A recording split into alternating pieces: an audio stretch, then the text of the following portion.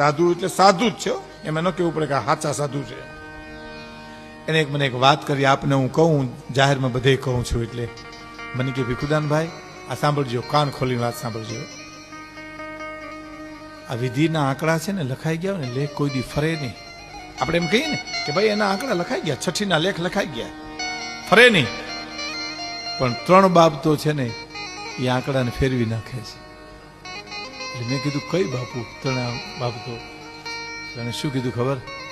કઠણ સાધના તમારી છે ને એ વિધિના આંકડાને ફેરવી નાખે. કઠણ સાધના એ ઉત્તરના દક્ષિણ કરી નાખે. બીજી, સદગુરુની દ્રષ્ટિ તમારા આંકડા ફેરવી નાખે, એ કરી નાખે, પૂર્વના પશ્ચિમ. અને ત્રીજો રસ્તો જે મિત્રોને બતાવ્યો ને એ મારે તમને કહેવો છે, માતા પિતાના આશીર્વાદ છે ને એ તમારા આંકડા ફેરવી નાખે. બધા માણસ, મા અને બાપ એમ કે દીકરા તારો હારો થાય છે એટલે નો થવાનું હોય તો થાય, થાય અને થાય. મા ને બાપ. હવે વિચાર કરો તો આ કલિયુગની માલિકા આપણે કઠણ સાધના ક્યાંથી કરી શકીએ? ન કરી શકીએ ને. સદગુરુ મળવા મુશ્કેલ છે ને.